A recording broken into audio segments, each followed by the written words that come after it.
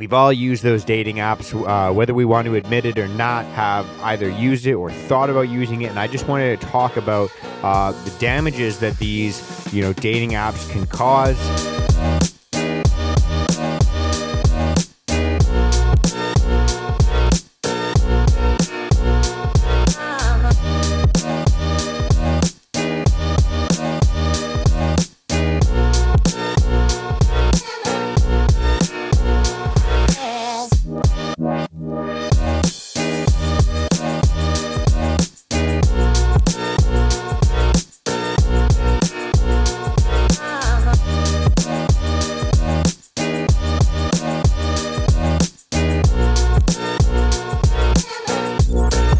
What is going on? Welcome to the Risen Fallen Podcast. I'm your host, Mark Henriksen, and welcome to the show. If you're brand new to this show, then what you can expect is open and authentic conversations about things like mental health, self-development, and how to get your life moving in the right direction. Whether you feel like you're in the right place in your life right now or not, at least give you the confidence knowing that you're moving in the right direction. And if you're not brand new to this show, if you're a returning listener, if you're a returning viewer, then thank you very much for coming back and supporting the podcast, supporting the journey, and supporting this movement and this message, and sharing it and making sure that other people can see it and hear it, the people that need to hear it the most.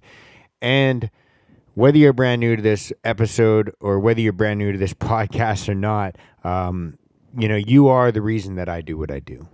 And I mean that truly from the bottom of my heart. If you're listening to this and you're thinking, I really just need to connect with somebody, I really just feel like I'm alone in this world and life isn't getting better, there's no improvement I can see in the future or right now, then you are the one that needs to hear this message. You are the one that I need to share this with.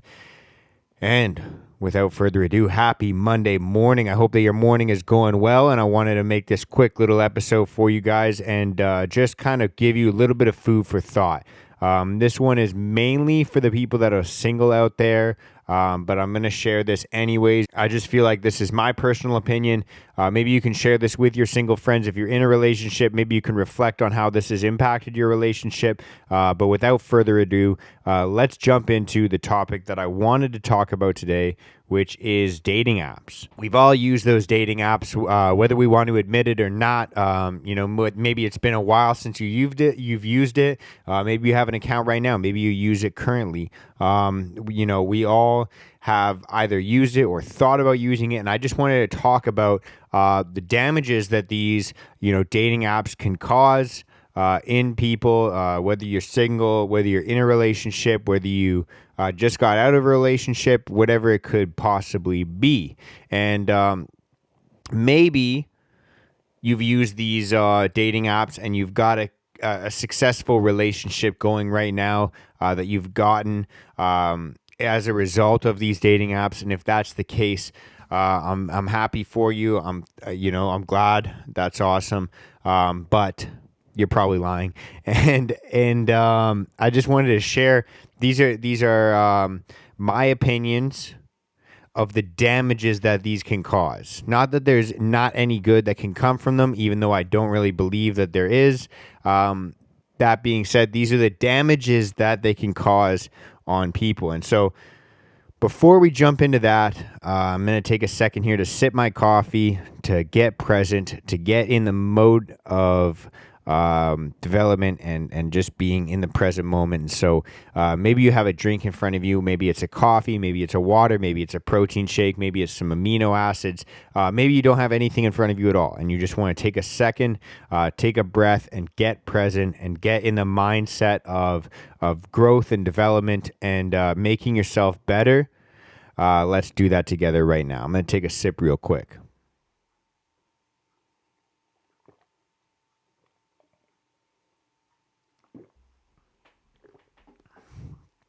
I actually ended up just slamming the rest of my coffee, so let's get into it. I'm feeling good.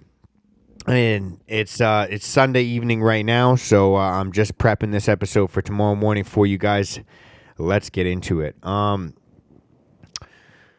So the very first thing that I'd say, the damages that these apps can cause are, obviously, you've heard me say it before, you're going to hear me say it again. This feeds into our dopamine system, our dopamine rushes, going on um, and just like swipe, swipe, swipe, swipe, swipe. It's an addictive pattern for us to do, like just to go through and look at attractive people, people that we find attractive. Swipe, swipe, swipe, swipe, swipe, swipe, right, and then that's fun. It's almost like a game. It gamifies it, and that's dangerous. But then when you get a match, that's kind of an addictive thing, and it feeds on our dopamine system of, okay, this person likes me, that I like them. That's awesome. And then kind of feeding on that endless dopamine loop.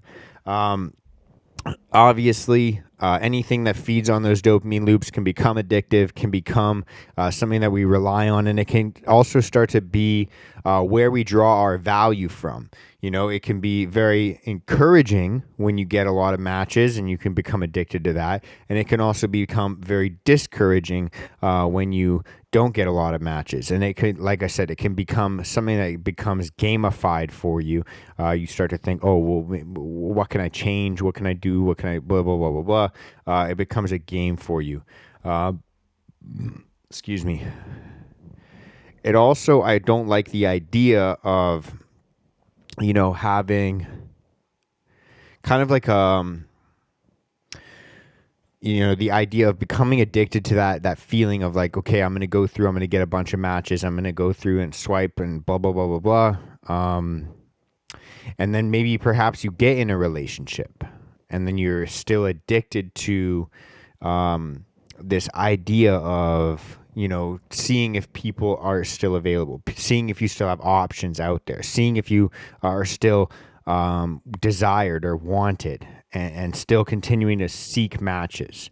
It just kind of, like I said, it can become damaging for yourself as you're single, and it can become damaging for yourself when you do develop a relationship as well. I'm going to get to that, but the other reason that I feel like it's damaging is because I feel like it, and this is kind of a weird, you know, something that maybe other people haven't really talked about, is it decreases the risk, like the social risk, the social repercussions of meeting new people, you know, and that doesn't allow us to develop certain social skills and certain, I guess, abilities to overcome uncomfortable situations in social environments.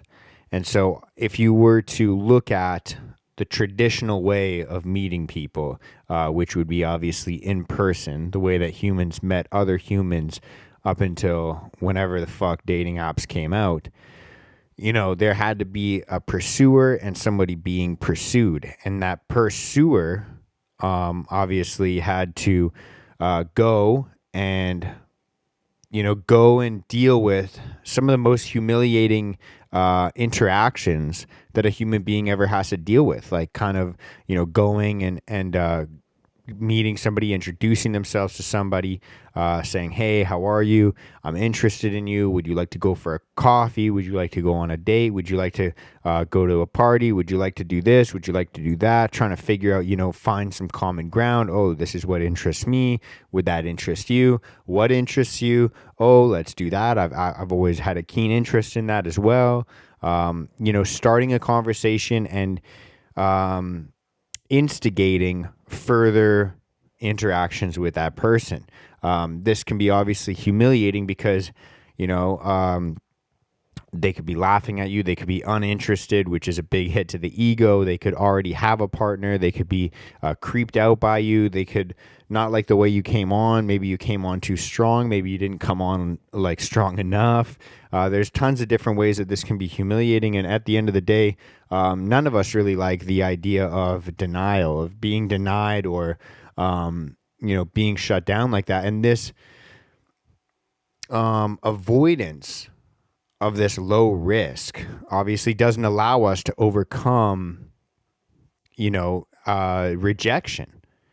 And then we if we never develop that ability to overcome rejection, you know, social rejection, and we don't develop the ability to overcome that, then we never obviously develop that ability, and then that doesn't, you know, we don't get to strengthen that muscle. And then we have this fear of denial, this fear of rejection for the rest of our lives because we've always just avoided it by hiding behind a screen. As well, not just for the pursuer, but the pursuee, the person being pursued as well. It doesn't allow them, the opportunity to, develop the muscle of saying, of going out, presenting their best self on a daily basis and going, which I think is obviously a valuable thing, is to go out and present yourself the best that you possibly can, or just present yourself as you are, which I'll get to in a bit probably.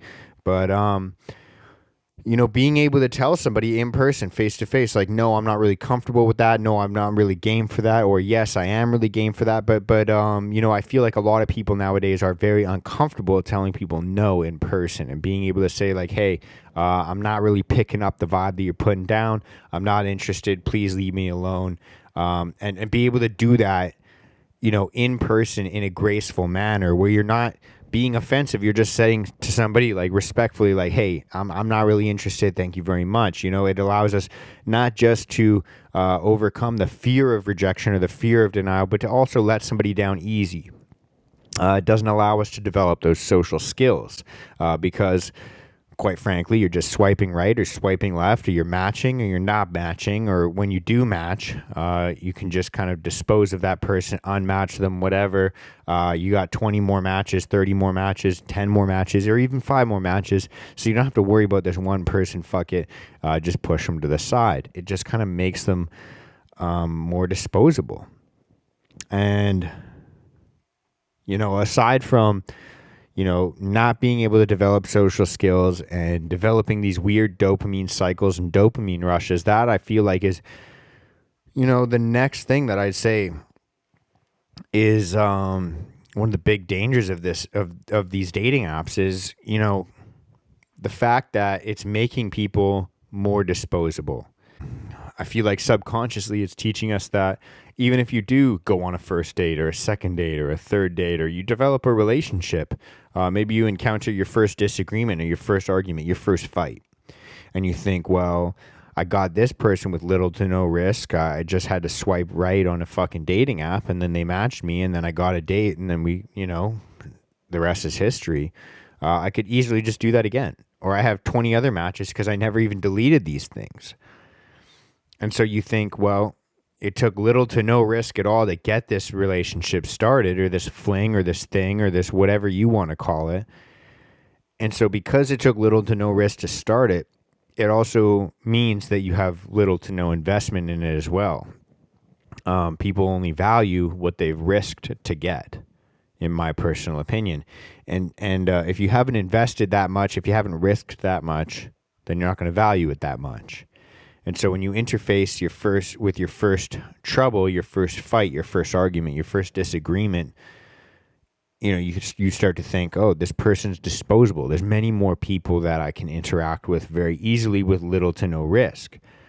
And so not only is it more difficult to stay faithful to that person, but you're not going to want to overcome obstacles and adversities in your relationship either, because, like I said already, it makes that person more disposable for you. And I think that a lot of people in our generation are just lacking social skills in general. They find it difficult to meet new people, to speak to people, and to interact with people in person. They'd rather text, they'd rather chat on Facebook, they'd rather DM people, they'd rather slide into the DMs. But then when if they were to see the same person face to face in a coffee shop, or at the gym, at work, in a bar, anywhere in person, they wouldn't be able to develop that ability to go up to that person and say, hi, how's it going? My name's Mark. How are you? They just want to come in with some weird cheesy line that's kind of creepy in the DMs and slide in there and say like, hey, I'm throwing out a line. Are you interested? No? Okay, sweet. On to the next one. It just kind of makes interactions a lot more cheesy and cheap and, like I said, disposable. And I feel like a lot of people, they maybe have these dating apps and then they get into a relationship and they never delete them or delete their profiles. And then, like I said, it makes that relationship cheaper. It makes it less valuable and more disposable. And a lot of people, I feel like, I'd be willing to bet that, people wouldn't have the same audacity, the gall to cheat on their partners, going out in public where they might have mutual friends, or they might have, the similar friend group going out in public and hitting on all these other people in person, which I'm sure, obviously happened before. But I feel like going on these dating apps, it's way easier to become anonymous. You can avoid people that you know. And it could make it way easier to be unfaithful and to cheat in your relationships. So to just do a little brief overview, it's a weird dopamine rush that can become addictive. It doesn't allow us to create proper social skills, whether you're pursuing somebody or you're being pursued. The ability to say no, the ability to handle rejection, and the ability to deal out rejection in a graceful manner. And it makes relationships more disposable. It makes people more disposable. It makes it way less risky to meet people in person. And because of that, there's much less investment in those people as well. And so I think that obviously it's going to lead to more adultery, more unfaithfulness, more relationships breaking up because of the disposability of those partners. And I think that overall, it's the destruction of relationships and healthy and good relationships for the most part in our generation. And so I'm curious to hear what you guys think of these things, because I know over the last couple of years, obviously, there's been a lot of people that have been disconnected and not meeting people in person. There's been obviously a ton of fuckery in society. And so I'm curious to hear what you guys think. If you guys agree with me, if you disagree with me, if you think I missed something, if you think you have more points to add to this, or whatever it is that you guys think. If you're watching this on YouTube, comment what you think about dating apps and what you think. Maybe I'm right, maybe I'm wrong. Leave a little review. If you're listening to the podcast version of this, rate it 5 stars. Leave a little review. No matter what algorithm we're on or what platform we're on, just support me the best that you possibly can. Like, comment, subscribe, rate 5 stars, leave a review. And I also wanted to remind you guys that I do have the Risen Fallen group. We have in-person meetups every single weekend. We do have Zoom calls as well for those of you that can't make it for the in-person meetups that aren't in Vancouver, whatever it could be. We are building a community. So if you're interested in joining that, you can reach out to me on Instagram. It's @RisenFallen. And that is pretty much it. If you want to support the show as well, we have the merch, we have the hoodies and tees. That's at risenfallen.com. But other than that, I want to leave you guys with that. And I'll check you guys on Thursday. So much love. Peace out. Love you all. Bye.